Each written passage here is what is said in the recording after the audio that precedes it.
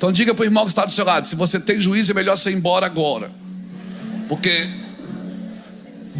E abra sua Bíblia comigo em Lucas capítulo 24. Glória a Deus. Glória a Deus. Está com a gente também o Alisson também.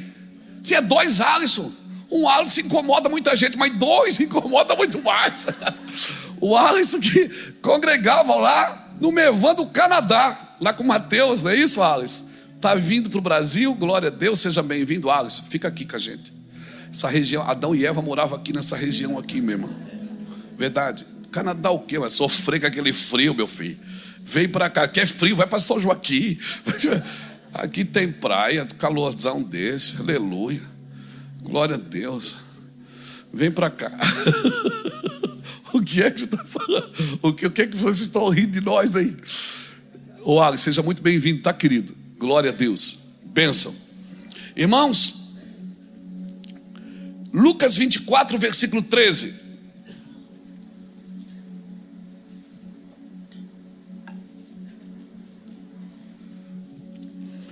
Diz assim: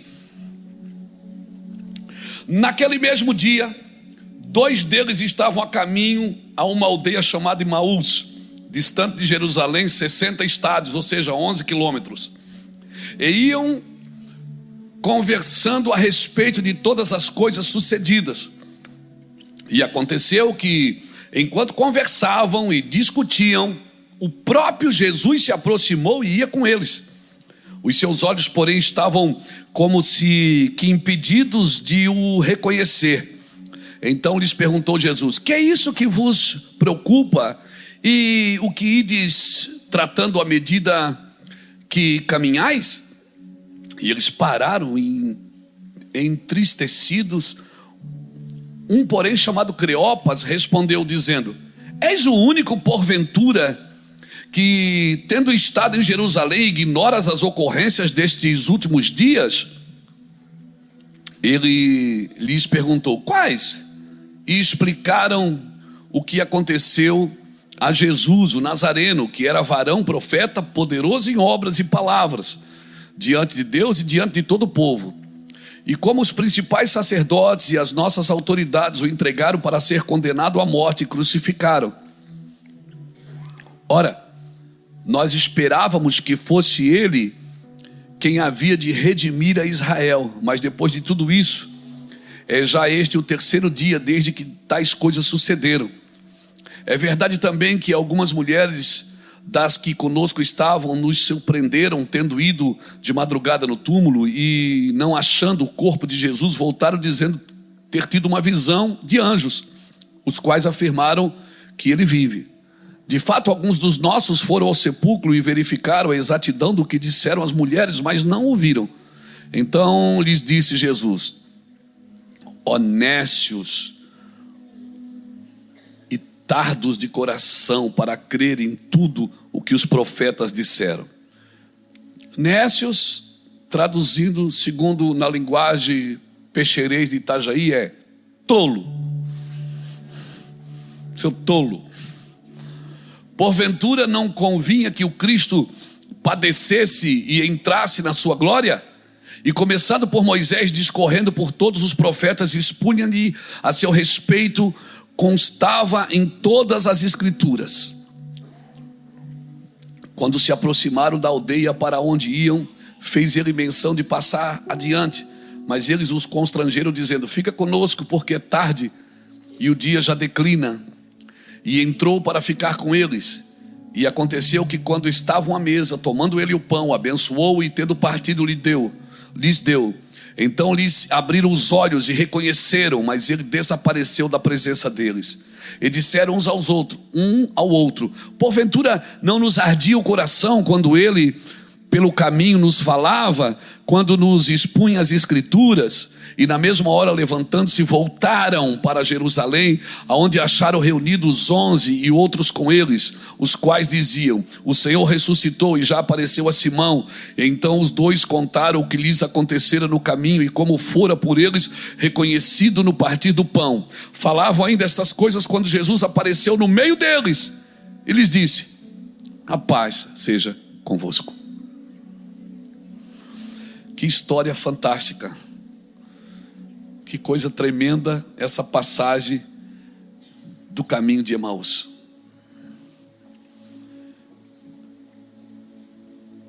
Eu estava hoje meditando um pouquinho sobre a passagem do caminho de Emaús, os dois discípulos. E há uma linha teológica que acredita que esses dois discípulos eram um casal. Não sei se é, mas se for verdade, faz muito sentido ser um casal. Porque assim como o primeiro casal que comendo abriram-se os olhos para o pecado, esse casal comendo abriu os olhos para ver a ressurreição, para ver Jesus. Eu não posso afirmar se era um casal, mas tomara que fosse, porque faz muito sentido. Queridos, o que eu quero dizer é que a obra da cruz, ela não terminou na cruz. Ela, na realidade, ela começou na cruz e ela continua através da igreja. Estava em casa meditando hoje, lendo, estudando, depois do café, e a gente, fica mergulhado ali nas escrituras, pensando não só como um pregador, mas vendo as coisas se encaixarem uma na outra, das coisas que Jesus fez e falava. E eu posso dizer para você, e você julga, que a igreja, para mim, ela não é o ponto principal do que Deus está fazendo. A igreja, para mim, é a ação do que Deus está fazendo, mas não é o ponto principal, porque tem muita gente na igreja que não entende o que Deus está fazendo. A igreja, ela deve ser a ação do que Deus está fazendo. A igreja é a ação do que Deus está fazendo. Porque às vezes a igreja pensa que ela vai dominar tudo, vai conquistar tudo e vai governar tudo. A igreja, ela existe para deixar claro a movimentação de Deus. Porque nós, na realidade, nós estamos preparando tudo para que o rei venha e domine sobre tudo. E entendendo que Cristo não está voltando, não está vindo para salvar a sua igreja, ou para salvar a todos. Ele vem para juntar os salvos e destruir quem está destruindo a terra. É pesado falar isso, mas é isso que a Bíblia relata. O Senhor não está vindo salvar a sua igreja. E se eu não entender a primeira vinda de Cristo, é bem provável que eu não estou esperando a segunda. É bem provável que eu estou na igreja por causa de mim, por causa da minha necessidade, não por causa de Cristo. Então é bem provável que eu possa até usar a primeira vinda para encher minhas cadeiras, mas eu não tenho nenhum preparo para esperar a segunda vinda de Cristo. Se nós só focarmos no que Jesus fez na cruz, nós reduziremos o seu governo vindouro. Porque Jesus não está vindo para salvar a sua igreja, Ele está vindo para governar toda a terra com os salvos. Jesus está vindo, por isso que teremos um novo sol, um novo céu e uma nova terra, para quem nasceu de novo. Agora, se eu não tenho nenhuma esperança se eu não entendi a primeira vinda e o propósito dela, eu não tenho nenhuma perspectiva na segunda vinda de Cristo. Porque a obra de Cristo não terminou na cruz, ela começou na cruz. Mas ele disse: está consumado. Essa ideia de estar consumado, ele estava dizendo: a conta está paga. Mas daqui começa. Então salvação não é o fim das coisas, é o começo delas, irmãos. Salvação é o começo delas. Porque Jesus, parece pesado o que eu vou falar, Ele não quer só te salvar. Porque se você acha que Ele quer só te salvar, você não vai trabalhar para salvar também, você não vai trabalhar para mudar a terra, você não vai trabalhar para melhoria. Por isso que eu digo que quem vai prestar conta de tudo que passou pela sua mão, pela sua cabeça, pelo seu coração, é todo mundo, não é só os pastores. Talvez sobre nós, como diz a Bíblia, é um pouco mais, é um pouco maior a pressão, Por quê? Porque por isso que ele diz: não sede vós muitos mestres, porque sobre vós a cobrança é um pouco maior, né? Mas todos vão ter que prestar conta, irmãos. Todos vão ter que prestar conta. E a obra não terminou na cruz, ela começou na cruz, ela continua através da igreja. E se tu não conheces a ideia original, tu vai andar com Jesus frustrado. Porque esses homens, eles tinham um entendimento até a cruz. A partir da cruz eles não entendiam mais nada. Por isso Jesus entra no meio deles, eles ficam frustrados. Esses dois homens a caminho de Emaús, eles me fazem pensar o quê? Que trabalhar para Deus sem conhecer a ideia original vai me deixar perdido no serviço, vai me deixar perdido na igreja. Quando você reproduz algo que você não entendeu, eu costumo dizer que a gente só reproduz a ignorância. Por isso é tão necessário que eu entenda, porque senão eu vou adulterar a ideia original. Eu estou aqui porque eu fui salvo por Cristo, mas eu não fui só salvo por Cristo, eu fui reposicionado em governo, um governo que Adão perdeu.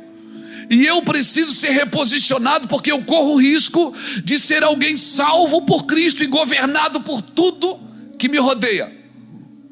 Governado pelo medo, pela culpa, pela indiferença, pela necessidade ou pela fartura. Porque tem gente que é governado pela fartura.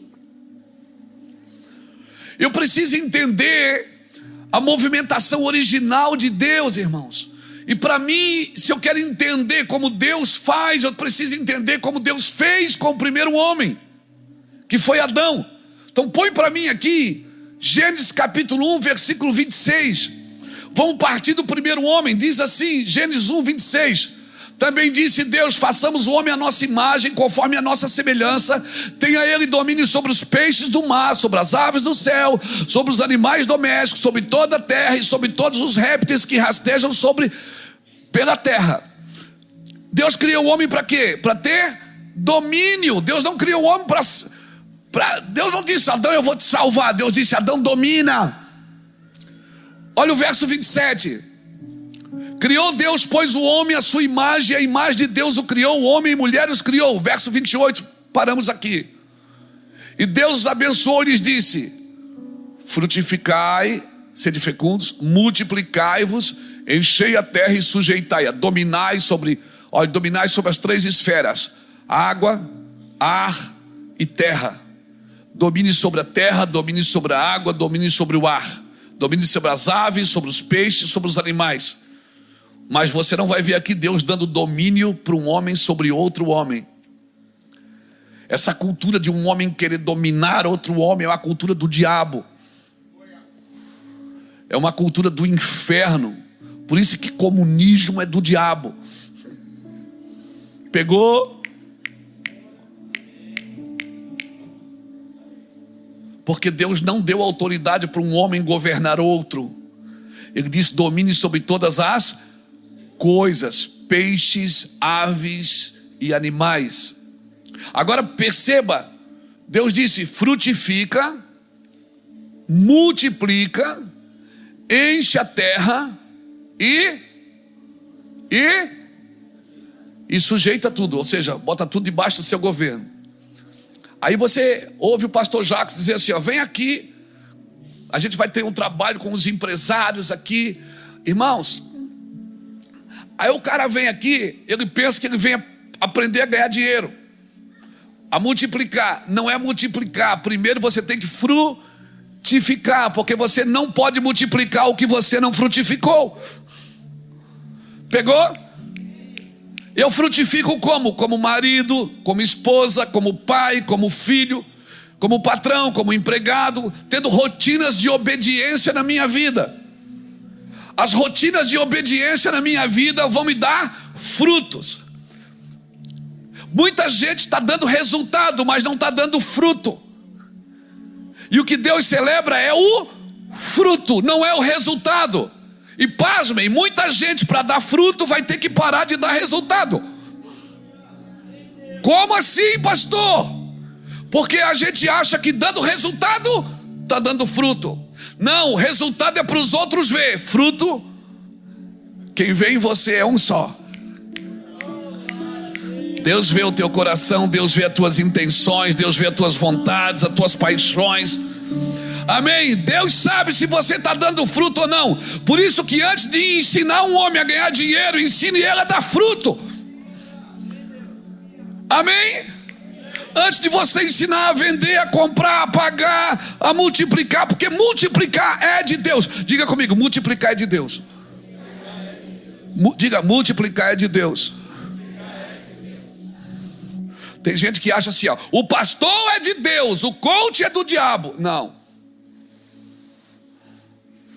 Não, senhor. Eu conheço muitos homens de Deus, muitas mulheres de Deus, que não estão no púlpito pregando, mas estão ensinando as pessoas a frutificar. Quer ser um bom empresário? Seja um bom marido. Seja um bom pai. Seja um bom filho. E certamente tudo que você botar a mão vai multiplicar, irmão. Você vai multiplicar em tudo que você fizer. Amém? Amém? Você não precisa ser um grande empresário para ensinar alguém a multiplicar.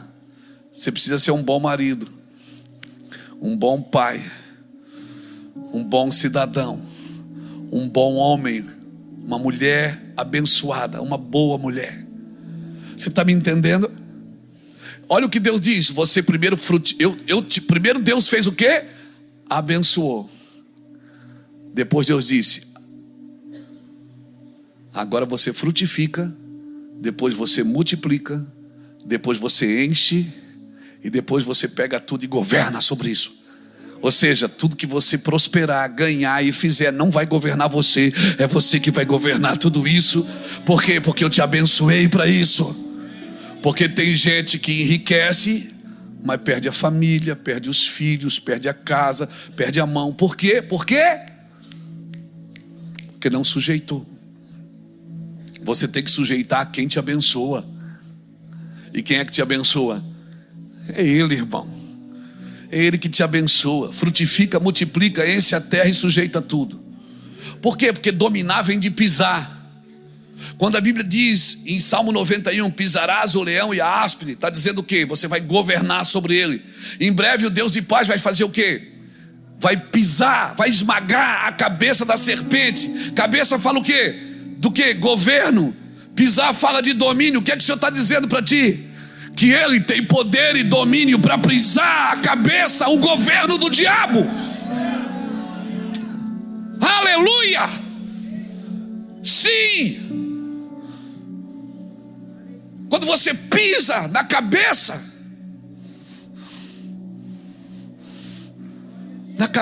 cabeça fala de governo. Por isso que o óleo tem que descer primeiro na cabeça, depois sobre a barba. Barba fala de autoridade. Depois sobre as vestes. Vestes fala de santidade. Amém, irmãos? Você está entendendo isso, querido? Mas o que isso tem a ver com a mensagem? Tem a ver, porque senão você pode andar frustrado com Cristo, se você não entender o pós-cruz. Se você não entender o pós-cruz, esses dois homens estavam indo a caminho de Emaús, frustrados, Jesus no meio, e eles cegos e não viram Jesus ali. Irmão, quando Pedro e João declaravam: o reino de Deus está vindo, o reino virá, era uma ameaça para todos os outros reinos. Por que todos os reinos da terra se levantam contra o reino de Deus? Porque o reino de Deus é uma ameaça para todos os outros reinos. Porque Herodias, através da dança da sua filha Salomé, pediu a cabeça de João Batista. Porque João Batista sentenciava todos os outros reinos quando ele dizia: o reino dos céus está vindo, arrependei-vos. O evangelho do reino traz ameaças políticas. Por quê? Porque quando o reino de Deus chega no lugar, ele domina o território. Ele domina o território, irmãos. Então quando ele falava: o reino de Deus está vindo, ele dizia: meu Deus, Os governos tinham medo. Até hoje tem. Até hoje tem. Por isso que os magos foram visitar Jesus e pararam em Herodes. Herodes perguntou: é o rei de Israel? Se vocês acharem, me falam onde ele está. Quando você fala, está próximo o reino de Deus, irmão, todo o reino da terra cairá por terra, meu irmão. Amém. Então fica tranquilo, é um propósito eterno de Deus. Jesus pregava para os judeus, mas quem é que entendia? Eram os gentios. Os gentios é que vinham e criam no que ele dizia. Ele mandou pregar a casa perdida de Israel. Ou seja, eles criam, mas eles criam de um modo equivocado. Eles não conseguiam compreender domínio. Eles não conseguiam compreender que Jesus não veio salvar os judeus de Roma. Ele veio salvar o homem do pecado. E eu preciso entender os movimentos de Deus. Tem um amigo precioso chamado Paulo Borges Júnior. Ele diz que Jesus, para explicar aos discípulos sobre o que ia acontecer na cruz, ele marcou uma mesa, uma ceia. E depois da cruz, os discípulos não entenderam. Por isso estavam com medo. Uns voltaram para Emaús, outros fugiram com medo, outros se trancaram numa casa com medo dos judeus.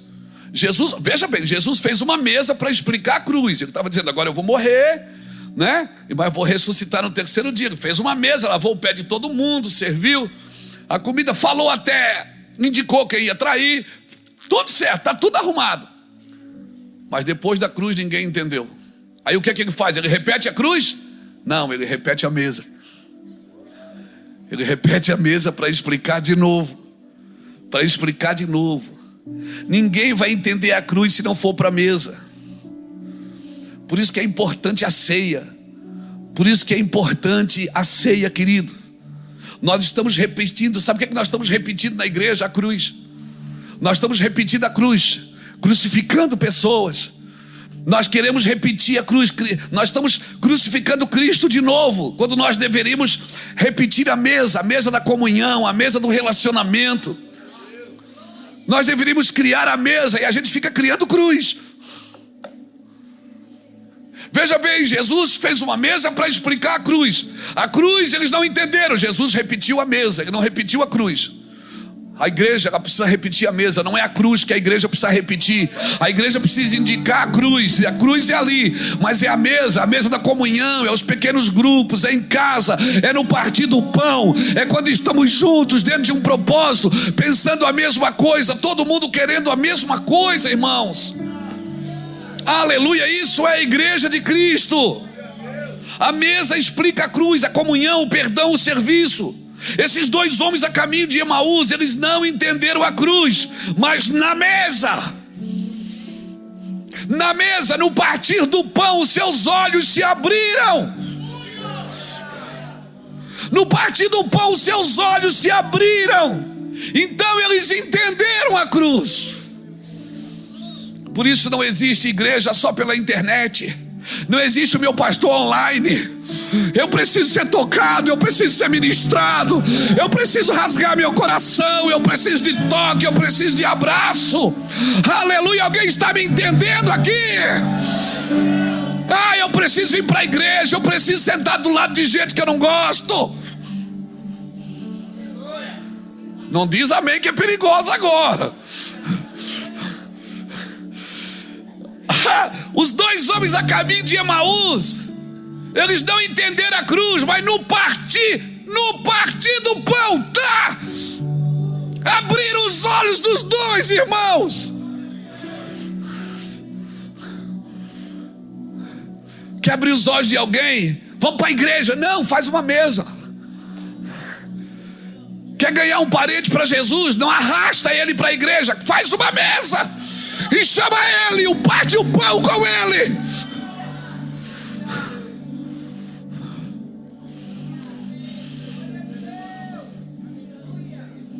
Quer reatar uma amizade perdida? Faz a mesa. Quer reatar um filho distante? Faz a mesa para ele. Davi já dizia: prepara uma mesa na presença dos meus inimigos, unge a minha cabeça com óleo e o meu cálice transborda. Aí tem gente que lê isso, mas é tão fariseu que ele diz: agora os meus inimigos vão ver. Não, quando a Bíblia diz que ele vai preparar uma mesa na presença dos seus inimigos, sabe para que é? Para você servir a mesa. Porque se seu inimigo tiver fome, dai de comer. Se ele tiver sede, dai de beber. Porque fazendo assim, juntarás brasa viva sobre a tua cabeça. Aleluia, aleluia. Como é que é? Então o Senhor está dizendo que Deus vai preparar uma mesa na presença dos meus inimigos?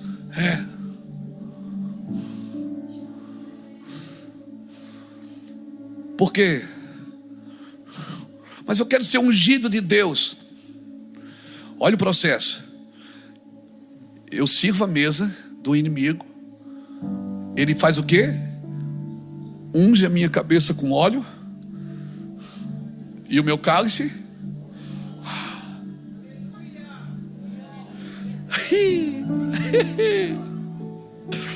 Isso é viver na unção. Cálice transbordante é isso, irmão. Sabe o que é cálice transbordante? Deixa eu te explicar. Na época de Jesus, na época da cultura judaica, naquela época, se você fosse convidado por alguém, André está aqui que estuda bastante a cultura judaica, sabe me dizer se isso é verdade ou não. Se você fosse convidado por alguém, eu te convidava para ir na minha casa.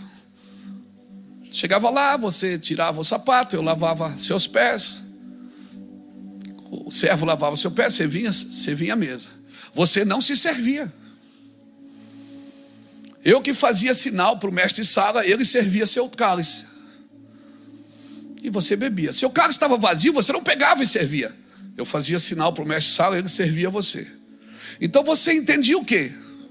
Que enquanto o seu cálice estava sendo cheio, significava que a festa não tinha terminado. Quando o dono da casa queria terminar a festa, ele não dizia: Jeca, acabou, vamos embora, mas vai acordar cedo. Não, eu não fazia que nem nós fizemos.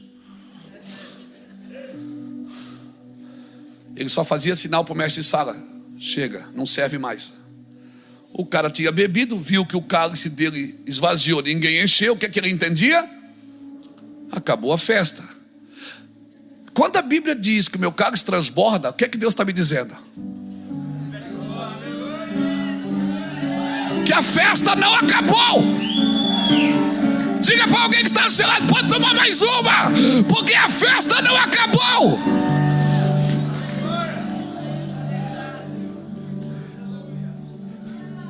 E se no próximo culto ele encher de novo, é porque a festa ainda não acabou. E se no próximo ele encher de novo, é porque a festa ainda não acabou. Aleluia! Mas respeita o processo, serve a mesa. E se ele tiver fome, dá de comer. Se ele tiver sede, dá de beber. Juntando brasa viva sobre a sua cabeça. Isso vai acontecer. Revelações. Ela é despejada por pessoas que só tem por inimigo o diabo. Revelações, sabedoria e graça é despejada na mente de pessoas que só tem por inimigo o diabo. Seu inimigo não é o crente da outra igreja. Seu inimigo não é alguém que te fez mal. Seu inimigo é o diabo, o inimigo das vossas almas, e ponto final. Aleluia, aleluia. Só que para ir para a mesa você precisa viver a experiência da cruz. Deixa eu te falar uma coisa, e eu quero profetizar, e isso entenda no seu espírito. Dias virão que as pregações não surtirão mais efeito. Dias virão que as visões não surtirão mais efeito. Mas o partir do pão na mesa vai abrir os olhos de gerações em gerações. A igreja no mundo, muitas décadas atrás, centenas, milhares de anos atrás, ou centenas de anos atrás, ela já foi impedida de se reunir. Mas eles partiam o pão e a unção nunca parou de correr, o azeite nunca parou. A eternidade ela vai começar com uma mesa. E eu creio que é possível que nestes dias, na mesa, nós teremos novas explicações sobre a eternidade. Não estou dizendo novas doutrinas, eu estou dizendo novos entendimentos. No caminho de Emaús, por que eles saíram da missão, irmãos? Ele estava ali em Jerusalém, fascinado com os milagres, fascinado com a multiplicação dos pães, fascinado com tudo que Jesus fazia. Mas eles saíram da missão por não entender o pós-cruz. Cutuca alguém que está do seu lado, diga: não saia da missão porque mudou as circunstâncias. Diga: não saia da missão porque mudou as circunstâncias. Não saia da missão. Não saia da missão porque mudou as circunstâncias. Não saia da missão porque mudou as circunstâncias. As circunstâncias, elas mudam constantemente, mas não saia da missão. Não fuja do lugar da promessa. Não fuja do lugar da promessa. Deus tem promessas para você ir naquele lugar, porque Ele ressuscitou no mesmo lugar do martírio. Não saia da missão. Olha, eu vou falar uma coisa, eu já aprontei algumas vezes as minhas malas para ir embora de Itajaí. Não porque eu não amo essa cidade, não porque eu não quero estar aqui, não porque essa igreja, eu amo essa igreja. Já esbocei tantas vezes eu ir assim, de ir embora para outra cidade, de ir para outro país. Deus nunca permitiu. Por quê? Porque nós somos peixeiros, irmão. Esse cheiro de bagre. Oh, meu Deus. Eu sou do São Vicente, irmão, do Promorá. Eu já peguei bicho de pé aqui, piolho. Aleluia. Aleluia. Glória a Deus. Não saia da missão porque mudou as circunstâncias. Por quê, pastor? Porque Jesus vem de uma maneira que nós não estamos esperando. Jesus falou comigo hoje à tarde. Ele disse: eu venho de uma maneira que você não espera, Luiz. Eu venho de uma maneira que você não espera. Irmãos, olha para Cristo, gente. Pastores, olham para Cristo. O Messias vai para a cruz, escandalizando todas as religiões da época. Ele vai para a cruz, ele morre nu na cruz, pregado na cruz, nas portas de Jerusalém, escandalizando todas as religiões da época. Nossos teólogos são incapazes de suportar tudo aquilo que Deus é. Nós estudamos e não suportamos tudo aquilo que Deus é. Somos incapazes, nossos argumentos não conseguem doutrinar o amor de Deus. Temos argumentos para doutrinar. Queremos dizer para Deus: isso você ama, aquilo você não ama. Isso você concorda, aquilo você não concorda. Como o Messias pode morrer como um pecador? Como? Já passou pela sua cabeça como o Salvador pede oração para seus amigos? Como o pão da vida pergunta se tem algo para comer? Como a água viva tem sede? Como o Pai da eternidade precisa morrer? Você já se perguntou, irmão? Se você não consegue compreender isso, como você quer compreender com uma mente limitada um Deus que se chama amor? Aleluia! Quanto mais nós nos afastamos do Calvário, mais nós nos afastamos da possibilidade de sermos ressuscitados com Cristo. Por isso, deu tudo errado, corre para a cruz. Deu tudo errado, corre para a cruz de novo, e de novo, e de novo, e de novo. Aleluia, alguém está me entendendo aqui? Levante sua mão, adore o Senhor nesse lugar.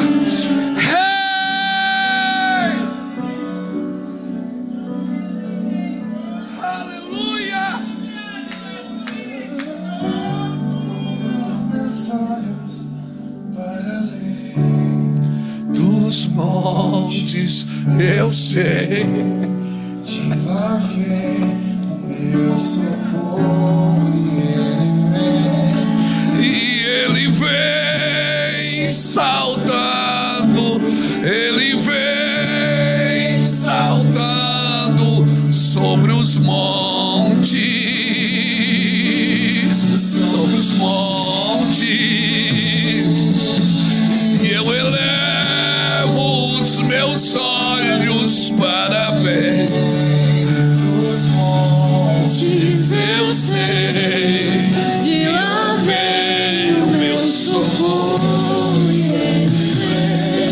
e ele vem saltando, ele vem saltando sobre os montes. Sim! sobre os montes.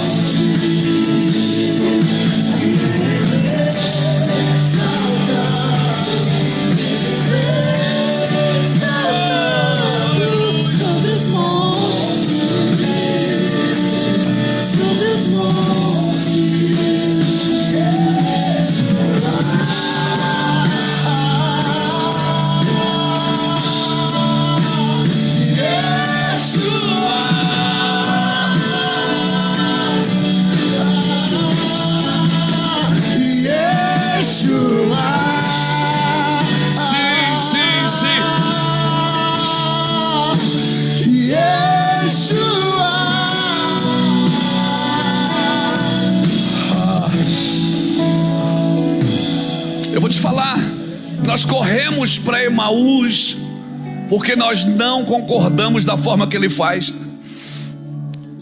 Nós fugimos para Emaús porque não concordamos da forma que ele faz. Nós fugimos do Gólgota e queremos entender o futuro. Sabe por que João viu o Apocalipse?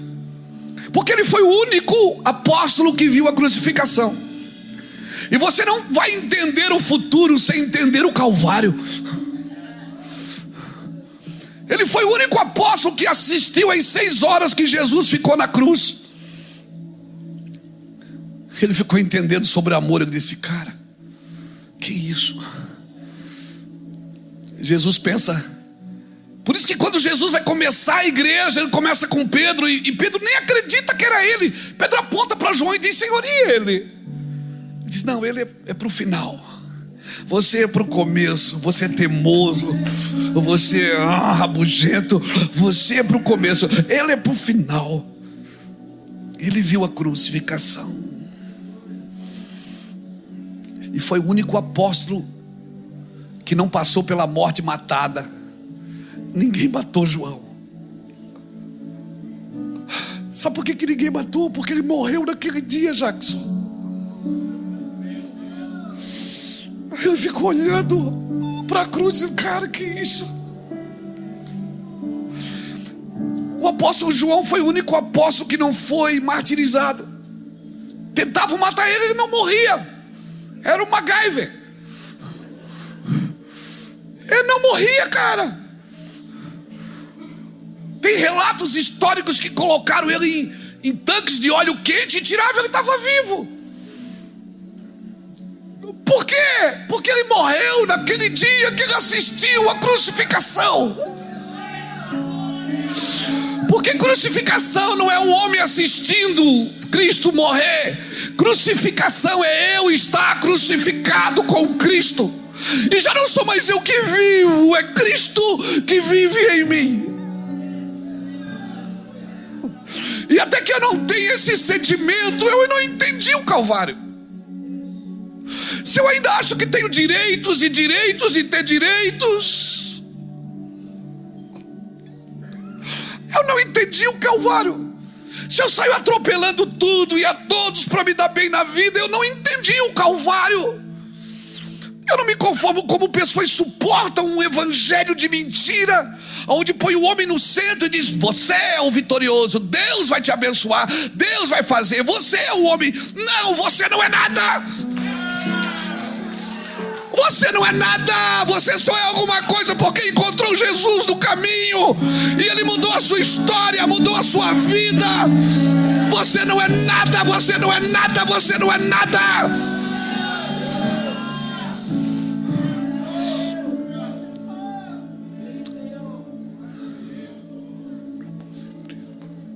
Chega de evangelho antropocêntrico, vaidoso, mentiroso.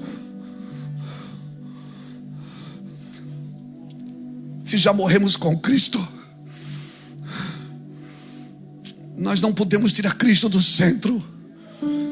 E como disse o Jackson aqui, até para ganhar dinheiro eu tenho que aprender com Ele.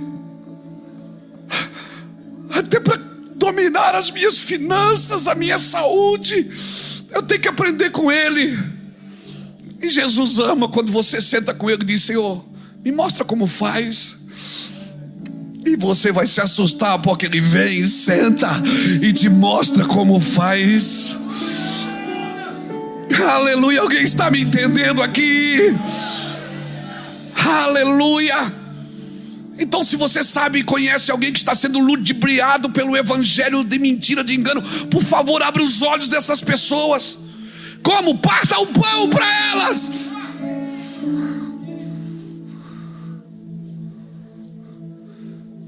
Ah, mas o importante é estar na igreja. Não!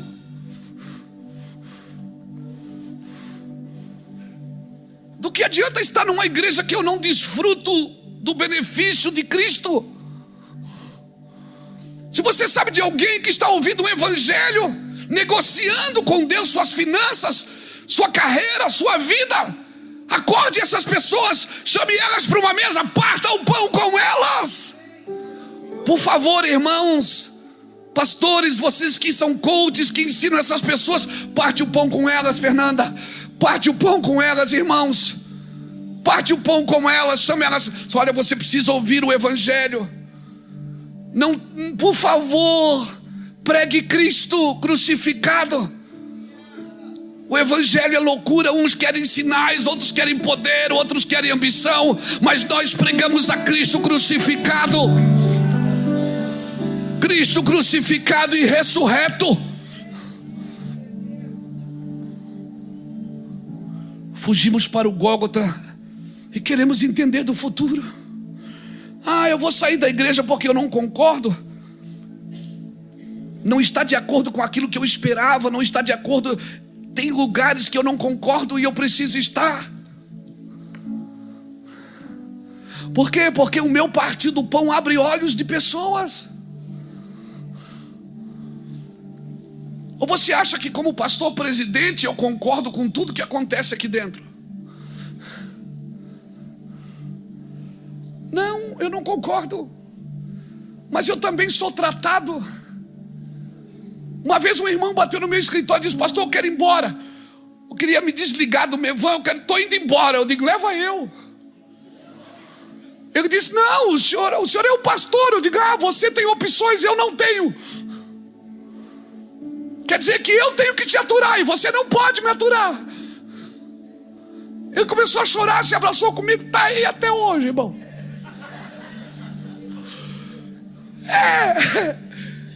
Porque nós precisamos entender isso. Nós estamos sendo restaurados um pelo outro.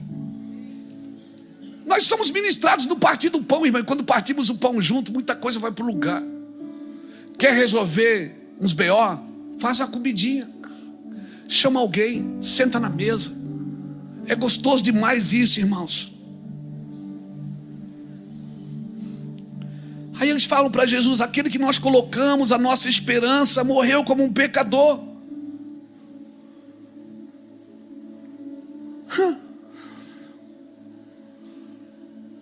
Isso não está de acordo com aquilo que eu acredito. Aqueles homens estavam dizendo para Jesus: isso não está de acordo com o que eu acredito. Nós botamos nele a nossa esperança e ele morreu como um pecador, nu, peladão, pendurado numa cruz. E agora o que fazer? A realidade presente estava ali, irmão, ressurreto, no meio deles, e perguntando a ele: o que está acontecendo? Jesus entra no meio deles e pergunta: o que vocês estão falando? Eles perguntam: você não sabe? Ele diz: não, o que houve? Onde é que você estava que só você não sabe? Esse é o problema. É a gente não saber onde Jesus está quando a gente se frustra. Ele estava no meio. Ele estava ali. É Ele estava ali no meio e eles não viram, porque a frustração cega. Porque o que é frustrar? É esperar um resultado que não veio. Quando você espera um resultado que não veio, você frustra. Agora você precisa entender que cristianismo já tem um fim determinado. E Deus não vai fazer como você quer, Ele vai fazer como já está escrito. E vai acontecer exatamente como está escrito. E nós estamos aqui para cumprir o que está escrito. E o dia que você se alistou para esse exército, você só botou a farda, pegou a ferramenta, pegou a arma, pegou o cantil d'água, pegou o pão, pegou o capacete da salvação, o escudo da fé, a espada, a lei, a couraça da justiça, e você foi para a trincheira. E agora é só espera a ordem do general, porque na hora certa você vai entender todas as coisas. O que eu faço agora tu não entendes, mas tu entenderás depois. Aleluia! Aleluia! A realidade presente estava ali. Jesus ressurreto pregou para os dois e eles não se converteram. Jesus pregou para os dois, Lapa, e eles não se converteram, não abriram os olhos. Imagine nós. Se Jesus estava ali no meio, não abriu os olhos dele, tu acha que é fácil abrir o nosso? O Jesus ressurreto pregou para os dois. Aí quando chegou na estalagem, na aldeia, eles disseram: fica com a gente. Jesus: não, tem que ir. Eles queriam que Jesus ficasse com eles. E Jesus queria o quê? Que eles voltassem para o lugar da promessa. Volta para o lugar da promessa. E esse lugar não é geográfico. Hoje para você não é geográfico, é um lugar aqui dentro e aqui dentro. Volta para o lugar da promessa aqui dentro. Você tem uma promessa. Se a realidade não condiz com as tuas conclusões, se cruzou a linha de chegada e não chegou como você queria, ei, dá tempo ainda, meu amigo. Dá tempo de fazer as coisas do jeito de Deus. Se pregando eles não se converteram, aí Jesus entra no plano B.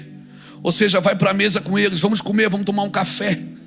E no partir do pão, os olhos deles se abrem. E quando os olhos se abrem, Jesus desaparece. Já viu que coisa? Você está na igreja, está buscando, está chorando, está rindo, está levantando a mão. Ai meu Deus, está uma glória, está uma glória. Aí quando abre seus olhos, Jesus desaparece. Aí você fica: o que é que aconteceu? Será que eu não sou mais espiritual? Que paradoxo é esse? Com os olhos fechados, Jesus estava ali. Com os olhos abertos, Jesus saiu. Por quê, pastor? Porque nós queremos uma forma de fazer. Nós queremos ver do nosso jeito, fazer do nosso jeito. E Jesus só quer partir o pão. Querido, nós temos centenas, para não dizer milhares, de denominações na terra. Mas não existe uma visão uniforme para a igreja. Se a igreja é multiforme, a visão das igrejas sempre vão ser multiforme. Uma acredita mais aqui, outra acredita mais ali, e vai ser sempre assim. Isso não vai mudar. Amém, querido? Nós precisamos, porque Ele nos chamou para ser administradores dos mistérios de Deus, e nós devemos ser fiel até o fim. E quanto mais eu me afasto do Calvário, mais nós nos afastamos do túmulo vazio. Se eu me afasto do Calvário, eu vou me afastar do túmulo vazio, não vou entender a ressurreição. Você precisa voltar para o lugar em Deus que você jamais deveria ter saído. Deixa eu falar isso profetizando. Fala para a pessoa que está do seu lado: você precisa voltar para o lugar em Deus que você jamais deveria ter saído. Ressignificar o propósito. Que mais? Recalcular a rota. Que mais? Voltar para Jerusalém e se tornar uma testemunha viva. Porque eu acho que eu preciso estar sempre em prosperidade para ser útil. Que eu preciso ter sempre recurso em todo tempo, em todo tempo. A Bíblia não diz que você tem que ter todo o tempo dinheiro. Ela diz que em todo tempo seja alvo as tuas vestes. E nunca falte o óleo sobre a sua cabeça. Você pode ter necessidade no bolso, na gaveta. Você pode ter necessidade de recurso no momento, mas que nunca falte óleo sobre a tua cabeça. E que nunca falte. Você vai passar uns perrengues na vida? Vai ter dia que você vai estar lá em cima. Vai ter dia que a roda de gigante vai parar com você lá em cima, você vê a cidade toda. Vai ter dia que você vai parar lá embaixo, você não está vendo nada. Mas que nunca. Pode faltar o recurso? Pode faltar? Pode faltar? Pode. Eu vou olhar para esse lado também. Pode faltar? Pode. O que não pode faltar? Não pode faltar óleo sobre a cabeça e pureza no seu coração. Não pode faltar vestes brancas e não pode faltar óleo sobre a sua cabeça. Que nunca falte isso. Então eles voltaram para o lugar da promessa. Quando abriu os olhos, eles voltaram para o lugar da promessa, que é o mesmo lugar que ele ressuscitou. O mesmo lugar da morte do Messias foi o mesmo lugar da ressurreição. Tanto é que até hoje, quando você vai em Jerusalém de caravana, a gente faz tudo num dia só. O Calvário, o Jardim do Túmulo, porque é tudo perto. É tudo muito perto. Esse é o problema. Você quer fugir dali para não ver mais a cruz. Quando o Senhor diz que você tem que tomar a tua cruz todo dia. Todo dia tem que tomar a cruz. E quer saber? A sua cruz não é sua esposa. A sua cruz não é seu marido. Isso é uma cruz, não é. Isso é uma bênção na sua vida. Se ele está sendo usado por Deus para te empurrar para a cruz, é uma coisa. Mas a sua cruz não é seu filho. Sua cruz não é seu cônjuge. Sua cruz não é seus negócios. A sua cruz é o velho homem que você tem que matar aí dentro. Que ele acha que sabe mais do que você. Que ele todo dia quer ressuscitar e você diz: você está morto, Luiz Hermínio. Você não vai ressuscitar mais. Eu estou crucificado com Cristo, já não sou mais eu que vivo, é Cristo que vive em mim. Por isso que se você corre para a igreja para ter sua vida abençoada, você corre o risco também de ressuscitar o velho homem. Você corre para a igreja para matar o velho homem, para que Cristo viva em você, porque Cristo em vós é a esperança da glória. Ele atravessa, aí para terminar, ele atravessou a parede aqui, irmão. Ele atravessou a parede. No último versículo, os discípulos, os dois voltam e encontram os discípulos tudo trancado. Jesus atravessou a parede. Ele mostra uma nova forma de realidade. Eu quero dizer para todos os crentes que estão aqui: Deus tem uma nova forma de realidade para você viver. Qual é, pastor? Uma forma de fisicalidade. Como é isso? É quando o céu invade a terra. É quando o futuro invade o tempo presente. É quando a vida invade a morte. É quando o tempo é invadido pela eternidade. Você se olha no espelho e está ficando velho. Aí você puxa, pode puxar para onde você quiser. Pode esticar, tem gente que está tão esticada que quando o rio dentro do pé levanta. Pode esticar e fica bonito, é legal. Fica bonitão, é legal. Pode fazer, é bom, é bonito. Você gosta? Capricha. Capricha. Não vai ficar com cara de coringa. Mas você olha no espelho. Se você tem uma consciência de eternidade, você ri dos seus cabelos brancos. Você ri da sua calvície. Você ri dos seus pés de galinha. Você diz: eu vou viver eternamente. Aí você olha para o seu corpo. Você foi no médico, você tem um exame dizendo que você está doente. Aí você diz: não, mas esse não é meu filho.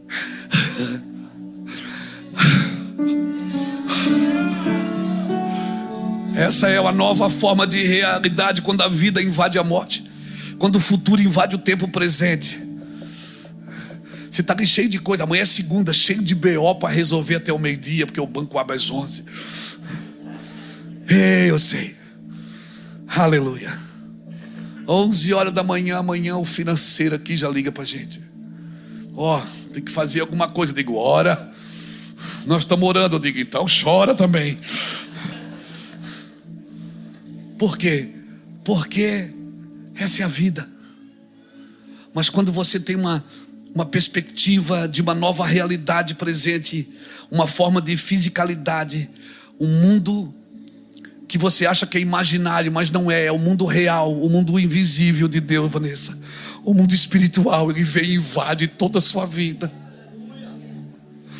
Aleluia. Aí você sabe, você vê Jesus ali. Você sabe, Jesus está comigo aqui.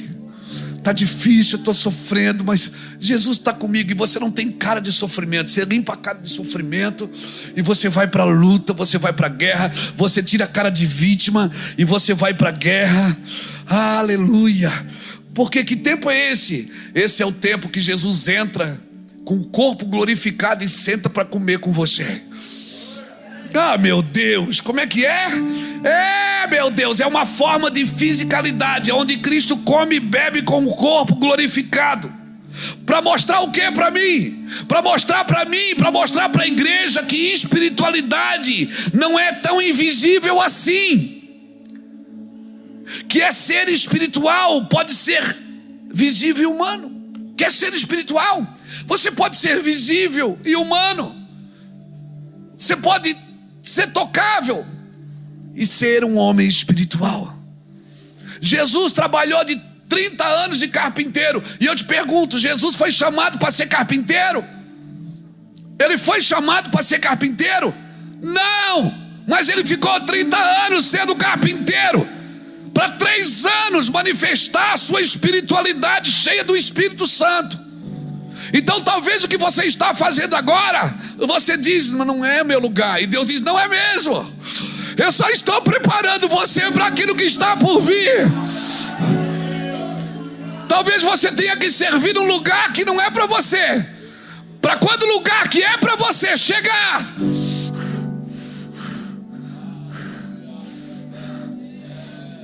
aleluia.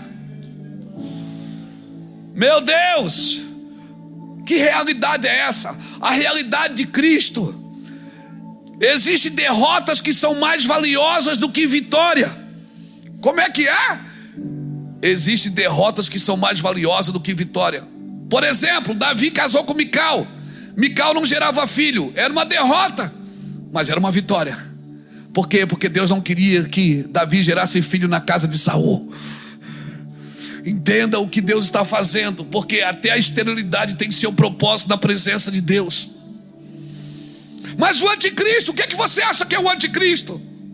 O anticristo é construir muros que nos separam uns dos outros. O Espírito Santo não está preso numa Bíblia de estudo. Ele não está preso numa teologia reformada. Ele não está preso numa congregação eclesiástica. Ele não está preso no seu regime interno. Ele não está preso em grupos étnicos. Não, ele não está preso. O Espírito Santo está solto. Eu não posso criar um lugar para ele se manifestar e achar que ele vai se manifestar só ali. O Espírito Santo está livre, irmão. Para terminar, cutuca alguém e diga: seu ministério é da reconciliação. Diga: seu ministério é quebrar muro. Diga para ele: é sair da religião privada e tribal. Porque quem anda na religião privada e tribal já é anticristo. Porque Cristo é o que? Tudo em todos. Eu declaro esses dias agora, Deus vai levantar o ministério das marretas, que vai quebrar muro, que vai quebrar parede, que vai quebrar alicerces que não servem para nada. Divisões teológicas, divisões sociais, divisões culturais. As primeiras igrejas, irmãos, elas não eram perfeitas. Elas eram sim preconceituosas e divididas. Aí Deus levanta Paulo, que derrubou tudo, misturou tudo, que até confrontava os cristãos, que quando estava com o judeu era de um jeito, quando estava com o gentil era de outro. Agora é para encerrar mesmo. A estratégia de abrir os olhos de crentes ainda é o partir do pão. Amém? Você pode vir nesse culto e o coração está queimando e você está cego e não está enxergando Jesus. Um disse para o outro: você lembra quando o nosso coração queimava? Jesus disse: o coração deles queimava, mas eles não abriram os olhos.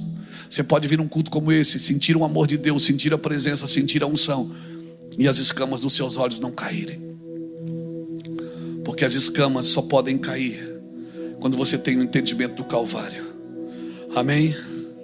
Jesus abre os seus olhos para quê? Para você voltar para o foco, para aquilo que Deus tem para você. Se seus olhos foram abertos ali, se os olhos daqueles homens foram abertos enquanto eles comiam, eu espero que enquanto você esteja comendo essa palavra, seus olhos também estejam abrindo. Amém, querido? Não pense que os movimentos de agora é só sobre vinho novo. Não, os movimentos de agora é sobre os odres novos que Deus está preparando. Sabe, muitos de nós cristãos antigos, vamos dizer assim, que estamos 20 anos, 30 anos servindo ao Senhor, muitos de nós muitas vezes não celebram mais as coisas novas. E nós precisamos nos refazer em Cristo. Nós não podemos perder a paixão, as lágrimas de ver um convertido novo se entregando para Cristo, de ver um milagre. Parece que a gente já viu tudo e parece que nós não temos mais nenhuma sensibilidade espiritual. Isso é perigoso, irmãos, porque a gente vive no piloto automático. Não permita que isso aconteça na sua vida, no seu ministério. Quando você perceber que não tem mais lágrima nos seus olhos, que você não se sensibiliza mais quando lê as Escrituras, e se você está aqui com o coração queimando enquanto ele fala, e mesmo assim não está enxergando, deixa eu te ajudar a abrir os seus olhos. Não use a necessidade das pessoas para suprir suas vaidades. Deus nos chamou para fazer justiça aos menos favorecidos. Se você não tem expectativa na segunda vinda de Cristo, é bem provável que você vai usar a primeira vinda só para suprir vaidade, só para ter um ministério relevante, só para ter um negócio relevante, porque eu sou de Cristo e Cristo me abençoa, e abençoa mesmo. Mas não pense que os movimentos de agora é só sobre uma nova unção que Deus vai derramar. Não, eu não vejo que não tem só sobre uma nova unção. Os movimentos de agora, eles são para preparação do odre.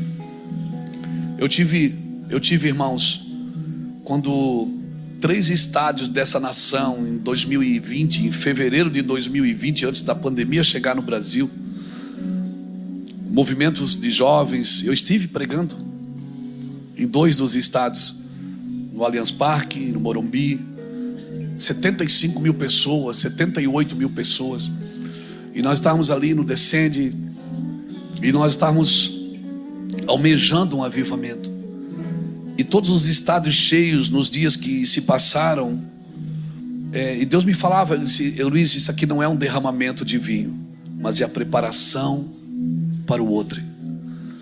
Dias depois veio a pandemia, que nós ficamos reclusos em casa, e eu acredito sim que aqueles dias eles foram proféticos.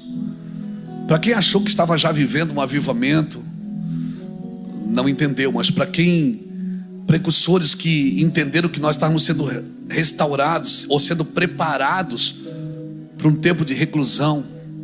Eu fui para casa, eu preguei aqui alguns domingos, eu preguei 6 meses nesse púlpito, só com as câmeras ligadas, para passar pela internet, não tinha gente aqui, mas nós adorávamos a Deus aqui.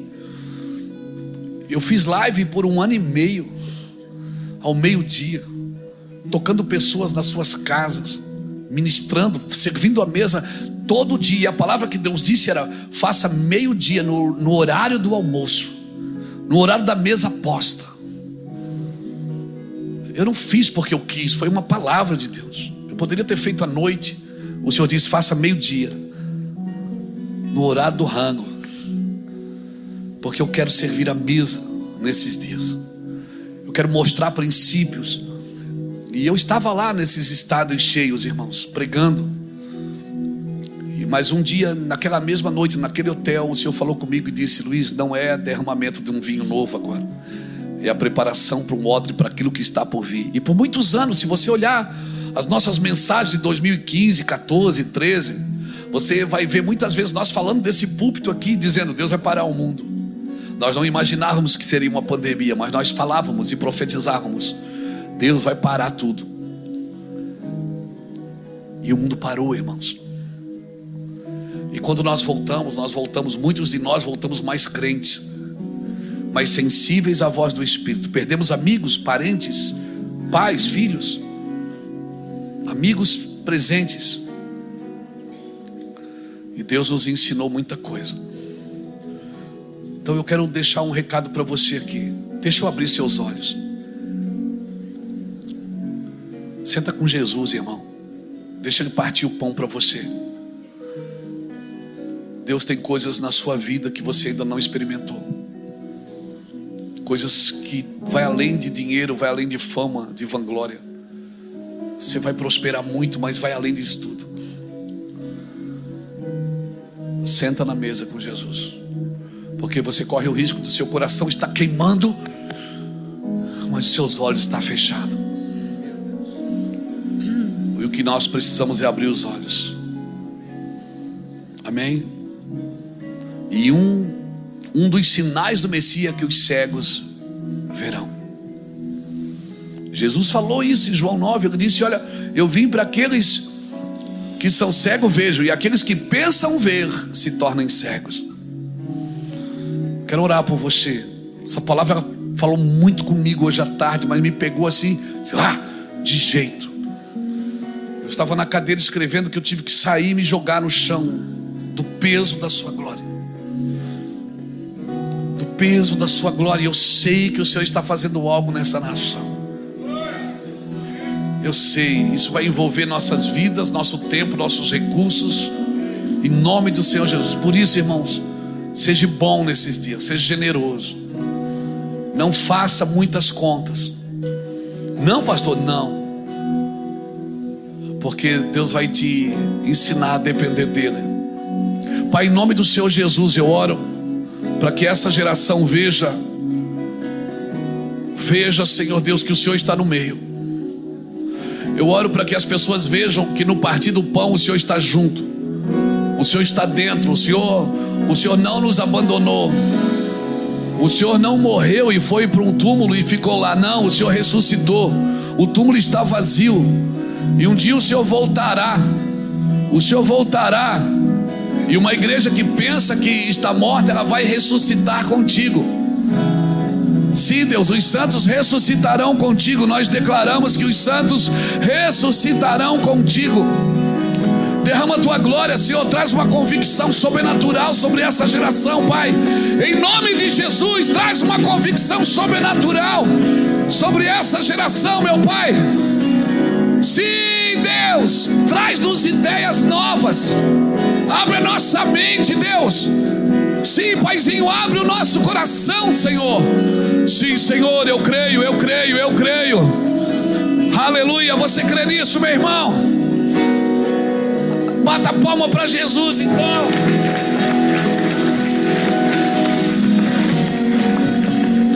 Que Deus abençoe, até domingo que vem, estamos juntos aqui. Glórias a Deus, em nome de Jesus.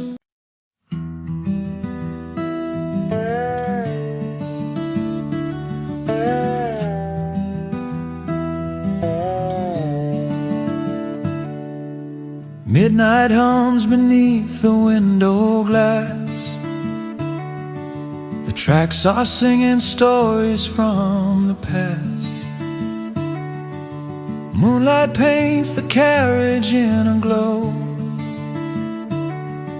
revealing every place I used to know.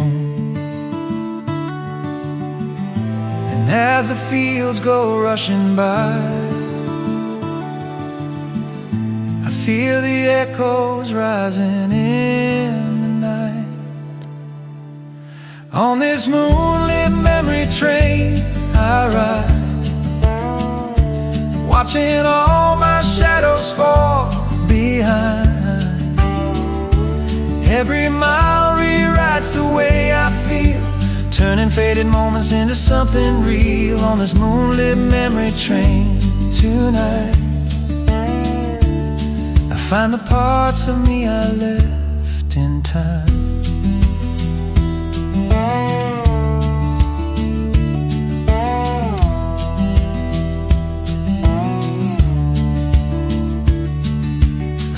guitar is crying soft and low, a tender sound that only truth can show. The rhythm of the wheels beneath my feet keeps time with every heartbeat I repeat. And though the night is heavy on my mind, the silver sky reminds me I'll be fine. On this moonlit memory train I ride, watching all my shadows fall behind. Every mile rewrites the way I feel, turning faded moments into something real. On this moonlit memory train tonight, find the parts of me I left in time.